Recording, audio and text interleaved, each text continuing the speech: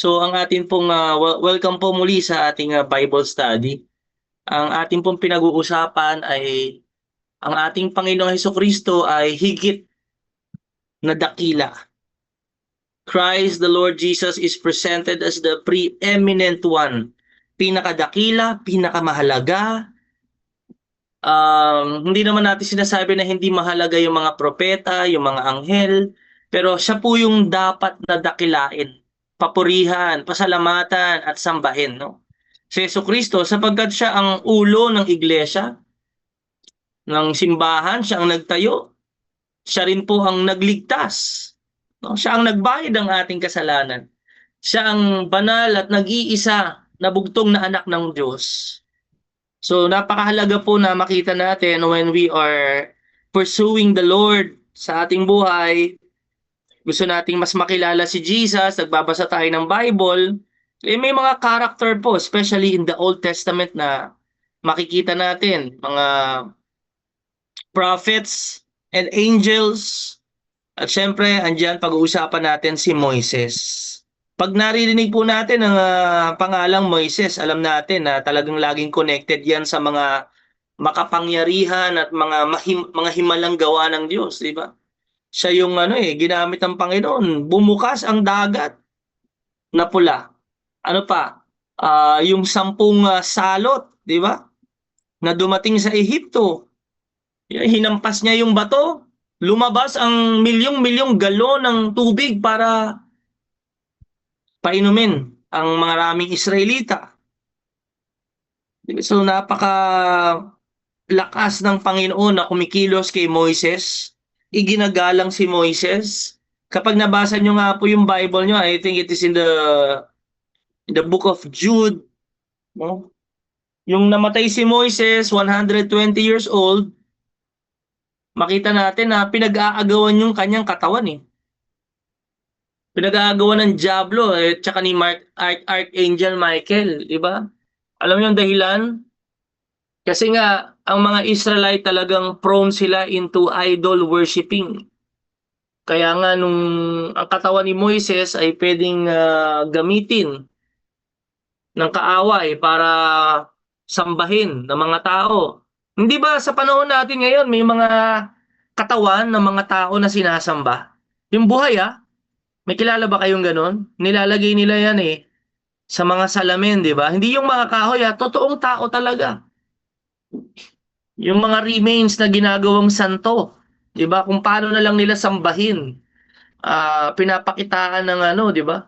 Na pinapakita yung pagsamba nila doon. Lalo na siguro yung katawan ni Moises. So, pag naririnig natin yung buhay ni Moises, talagang makapangyarihang kumilos ang Diyos sa kanya. Pero higit sa lahat, mas dakila pa rin ang ating Panginoong Hesukristo.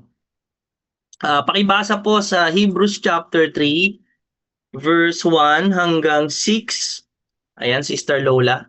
Hebrews chapter 3, verse 1 hanggang 6. Pakibasa po yan. So, he is greater than Moses. Sige, pakibasa.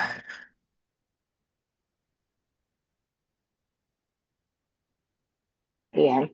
Hebrews 3 verse 1 to 6.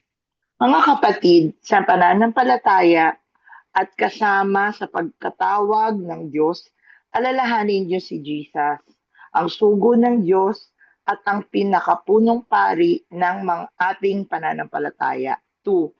Tapat siya sa Diyos na pumili sa Kanya, tulad ni Moises na naging tapat sa buong sambahayan ng Diyos. 3. Amen. Sis, pinapakita doon, no? Yung opening niya, dapat sabi niya, ang ating pag-iisip, hindi na kay Moises. Na kanina daw? Na kay Jesus. Okay. Sige, verse 2, sis, pakibasa uli. Pero hindi naman ibig sabihin na hindi gumawa ng maganda si Moises Pinapakita niya lang. Verse 2. Verse 2. Tapat siya sa Diyos na pumili sa Kanya, tulad ni Moises na naging tapat sa buong sambahayan ng Diyos. Yan. So kung paanong si Moises ay tapat, si Jesus tapat din. Sige, verse 3. Verse 3. Kung ang nagtayo ng bahay ay mas marangal kaysa sa bahay, gayon naman lalong marangal si Jesus kaysa kay Moises. Bakit? Verse 4. 4, bawat bahay ay may tagapagtayo, ngunit ang Diyos lamang ang nagtayo ng lahat ng bagay. Mhm. 5, Ay. si Moises ay naging tapat bilang isang lingkod ng buong sambahayan ng Diyos upang magpatotoo sa mga bagay na ihahayag sa mga darating na panahon. Ayan, 6, points muna tayo ha. Alam niyo po, yung pinakita ng Diyos kay Moises sa Mount Sinai in the Old Testament, pinakita niya yung plano ng tabernacle di ba? So, alam mo, ang galing din ni Moises yung kanyang katapatan. Kung paanong every detail, ano yung materialis na gagamitin, anong kulay, anong bato. So, yung sukat, ganun din, parang gumagawa ng arko si Noah, di ba? Lahat ng sukat binigay sa kanya. Ganon din ang ginawa ni Moises. Ayon sa sukat, ayon sa utos na ibinigay ng Panginoon. So makikita po natin yung siya'y talagang tapat na lingkod. Pero verse 6, Verse 6, subalit si Kristo ay tapat bilang anak na namumuno sa sambahayan ng Diyos at tayo ang kanyang sambahayan. Kaya't matibay ang ating pag-asa at hindi natin ito ikinahihiya. Amen. ayan. Amen. Pero mas better si Jesus. So, sinasabi rito yung preeminence ng ating Panginoong Kristo na siya ang dapat dakilain sapagkat kung si Moises ay tapat na gumawa ng tabernakulo sa bawat pinapatayo sa kanya ng Panginoon, si Kristo ang may-ari. Di ba mas higit nga po yung may-ari, sinasabi, kesa dun sa tagapagtayo lamang ng bahay. So kung atin Tayo pong, po ako. hello sis? Ayan. So kung ating tatanungin, no? Napakalinaw po na sinasabi na yung gawa ni Moises na tahanan na nanggaling sa ating Panginoon, mismo ang ating Panginoon Kristo, yung tahanan na kanyang itinayo, ay hindi tahanan na gawa ng tao. Ito tayo ang simbahan, ang iglesia. Tayo ang kanyang sambahayan. So kung makikita po natin in the Old Testament yung mga accomplishment ni Moises, we will also see what the Lord Jesus Christ has accomplished for us. Ano pa, ang ginawa ng ni Moises, siya po ang nagdala ng mga naging leader ng mga Israelite papunta saan? Sa Promised Land. Kaso hindi siya nakarating sa Promised Land. Pero Jesus is better because his leadership, sa kanyang pamamaraan, sa kanyang pamumuno, lahat ng sasampalataya sa kanya ay madadala sa lupang pangako. Hindi sa lupang pangako dito sa mundo na iniisip ng mga tao, kundi sa buhay na walang hanggan. Kaya lahat ng naniwala kay Moises, pwedeng makarating ng promised land. It was an earthly promised land, but it was a shadow, anino ng darating na masigit kay Moises, si Jesus, na magdadala sa lupang pangakong walang hanggan. Kaya nung sinabi ni Jesus, I am the way, the truth, and the life, no one comes to the Father except by me, pinapakita yung kanyang kadakilaan doon. Pakibasa po, Sister Michelle, yung Matthew chapter 17 verse 5. Pakibasa din, Sister Nobi, yung John chapter 5 verse 46. Sige, makita pa natin yung contrast diyan. Sige po, Matthew 17. Ayan, Mateo 17 verse 5, sabi dito, habang nagsasalita pa si Pedro, nililiman siya ng napakaliwanag na ulap. Mula rito may tinig na nagsabi, ito ang minamahal kong anak na lubos kong kinalulugdan. Pakinggan ninyo siya. Amen. Yeah, sige, isa pa pakisimulan sa verse 1 para mas malinaw yung konteksto. 1 hanggang 5. Ayan. Verse 1, pagkaraan ng 6 na araw, isinama ni Jesus si Pedro at ang magkapatid na Santiago at Juan, at sila'y umakyat sa isang mataas na bundok. Verse 2, habang sila'y naroroon, nakita nilang nagbago ang anyo ni Jesus, nagliwanag na parang araw ang kanyang mukha at nagningning sa kaputian ng kanyang damit. Verse 3, nakita na lamang ng 3 alagad na sina Moises at Elias na nakikipag-usap kay Jesus. Wow! So, dumating yung ano, no? Yung pagkakataon ng mga nakita ng mga disciples, mga Hudyo, talagang isa sa mga, ano nila, part ng buhay nila, history, si Moises. Pag si Moises pinag-usapan, nakita nila si Moises, nakita nila si Elijah, mga major prophet ng Diyos. Ano sabi ni Pedro? Verse 4. Sinabi ni Pedro kay Jesus, Panginoon, mabutit naririto kami. Kung gusto ninyo, gagawa ko ng 3 kubol, isa para sa inyo, isa para kay Moises, at isa para kay Elias. Wow! Parang yung mga ano, no, mga major characters, Lord. Gusto niyo po gagawa po ako ng ano. 'Di ba? Para kay yung 3 tolda para kay Moises. Kumbaga ino-honor talaga nila si Moises. Ganoon din si Elijah. Pero habang nagsasalita sila, sige, kumbaga parang ipinapantay nila, no, yung Panginoong Hesukristo kay Moises, kay Elijah. Sa kaisipan lang naman po yan ni Pedro. Kasi siyempre sa dami nga po ng ginawa ni Moises sa lahi ng Israel, sa bayang Israel, talagang siya ay kumbaga parang forefathers yan eh. Di ba? So kumbaga para sa mga Pilipino, ano yan, mga magagaling na mga presidente o bayani, parang ganoon. Sige, verse 5. Habang nagsasalita pa si Pedro, nililiman sila ng napakaliwanag na ulap. Mula rito may tinig na nagsabi, ito ang pinakamamahal kong anak na lubos kong kinalulugdan.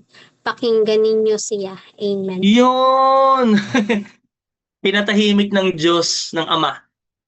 Di ba? Habang nagsasalita si Pedro, bumaba yung presence ng Lord. Sabi niya, isa lang ang dapat niyong pakinggan.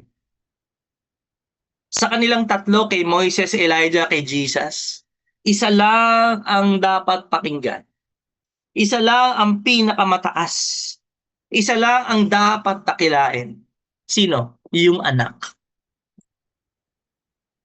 No? Kasi baka yung iniisip ng iba. Kasi wala na si Jesus eh.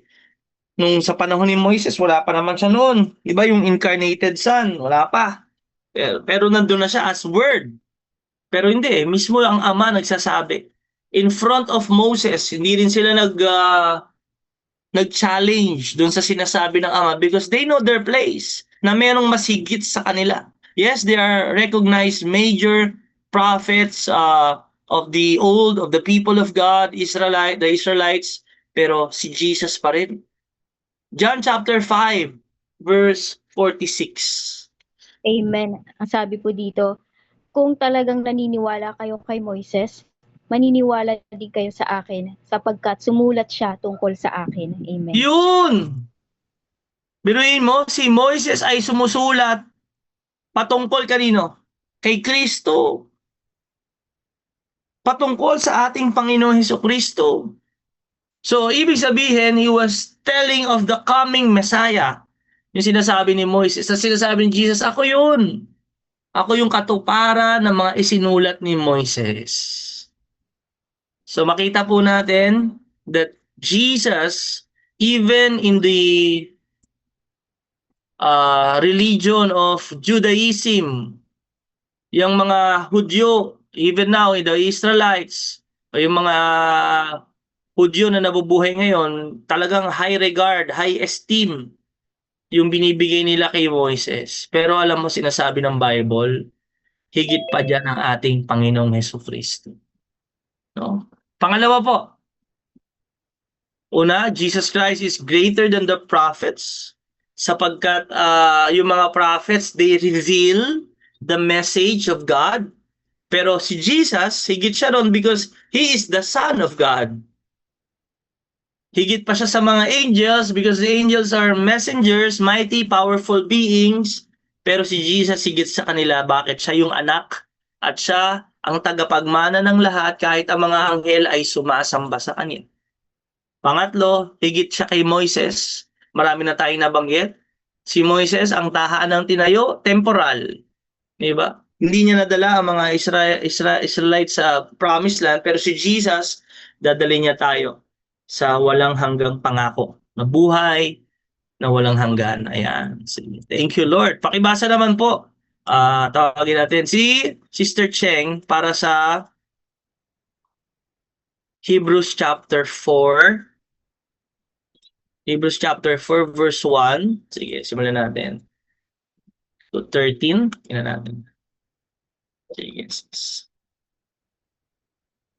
Yan, tama. Hebrews.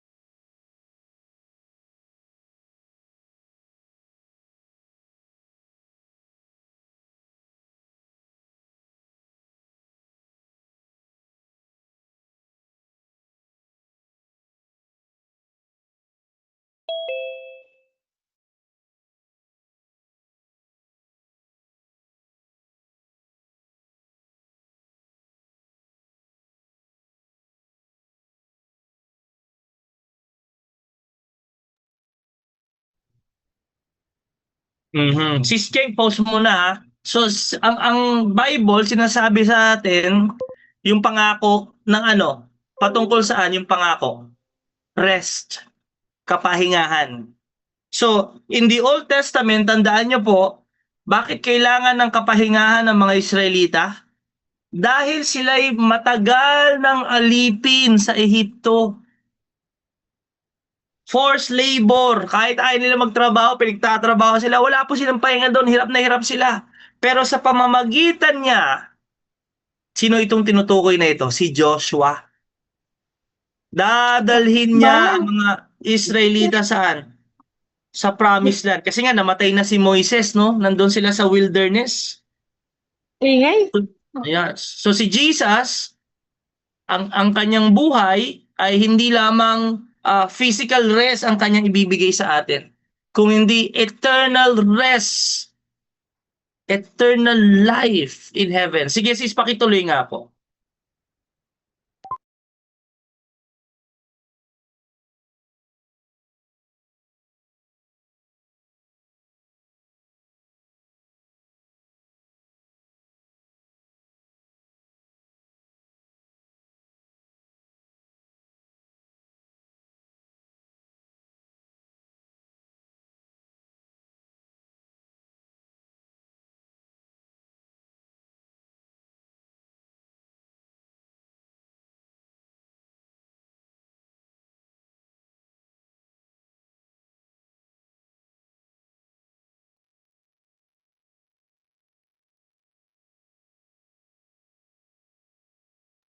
Yeah, pause muna tayo sis.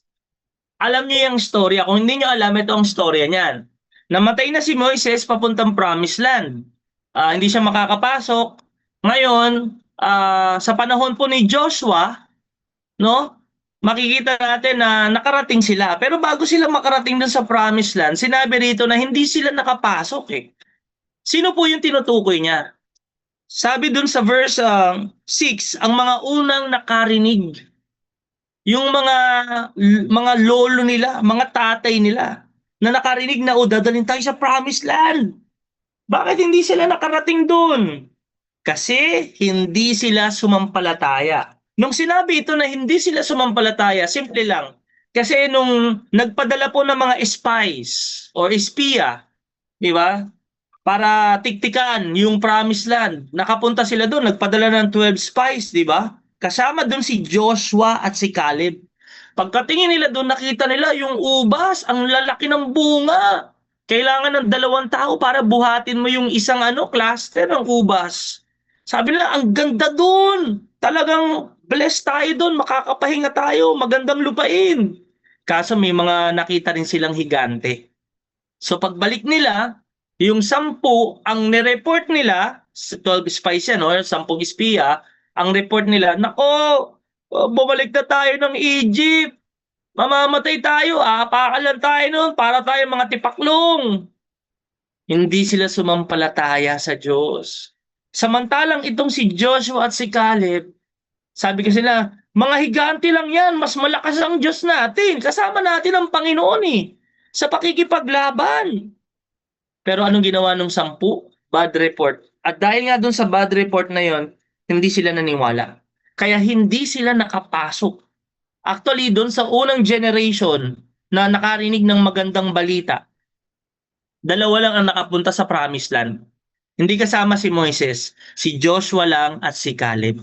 So ibig sabihin, through Joshua, yung mga sumunod na mga anak-anak nila, sila yung nadala ni Joshua sa Promised Land. Yun po yung Canaan. No? Sige, tuloy mo. Verse 7, sis. Yan yung ibig sabihin nun.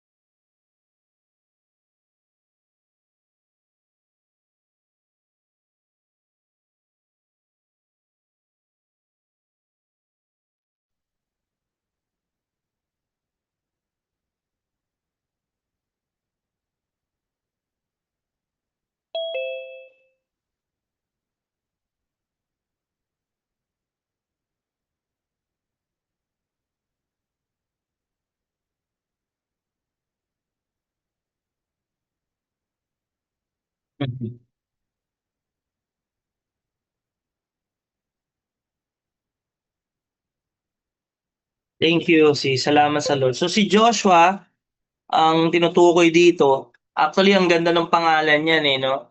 Ang Joshua in the Hebrew, ang ibig sabihin niya, God is my salvation. Yahweh saves.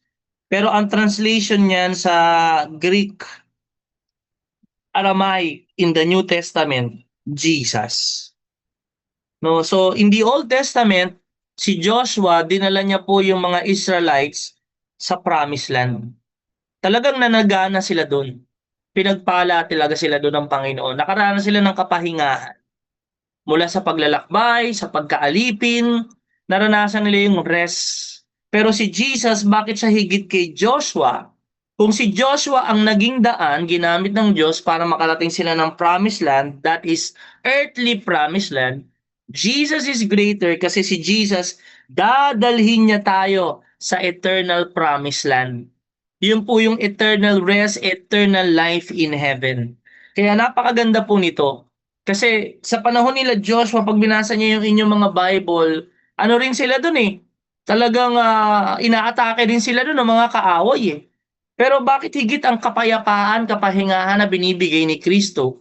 Sapagkat sa panahon ng kahit may kaguluhan, ang kapayapaan na ibinibigay ni Kristo ay talagang nananatili sa ating puso at isipan. Kaya kung gusto po nating maranasan ang tunay na kapayapaan, si Jesus ang dapat nating imbitahan sa ating buhay. The Lord Jesus is the only one who can offer us rest, victory against our enemies, and peace in our hearts and in our minds. So, ang tunay pong kapahingahan, mga kapatid, matatagpuan natin kay Kristo. Hindi lamang po yung eternal life in heaven but even now in our lives, talagang higit ang Panginoon Jesucristo. napapahinga, gusto natin makaranas ng kapahingahan sa ating mga puso na natatakot, sa ating isipan na gulong-gulo. Marami tayong katanungan, ang daming tumatakbo sa ating isipan, mga pag-aalala. Ang ating Panginoong Hesukristo, ang tunay na makapagbibigay sa atin ng kapahingahan na yan, yung kanyang presensya. Dahil sa kanyang pangalan, talagang makapangyarihan, walang makakatalo. Lahat ay luluhod. So walang mas mananalo sa ating Panginoong Hesukristo. So dito po pinapakita that the Lord Jesus Christ is greater than Joshua. Kaya mga kapatid, sa buhay natin, maaring hindi man dumating ang panahon na maranasan natin yung talagang buhay na saganang-sagana. Minsan dumarating ang panahon, talagang may kakapusan. Pero sa Panginoon Hesukristo, tandaan nyo mga kapatid, pagdating natin dun sa langit, walang mahirap. Lahat mayaman, lahat tayo, lahat ng pangangailangan natin, napupunuan. Sabi nga ng Isaiah, bago mo palang hingin, nandoon na eh. Lahat ng pangangailangan mo, well provided. At tunay, lubos, na kagalakan, kapayapaan.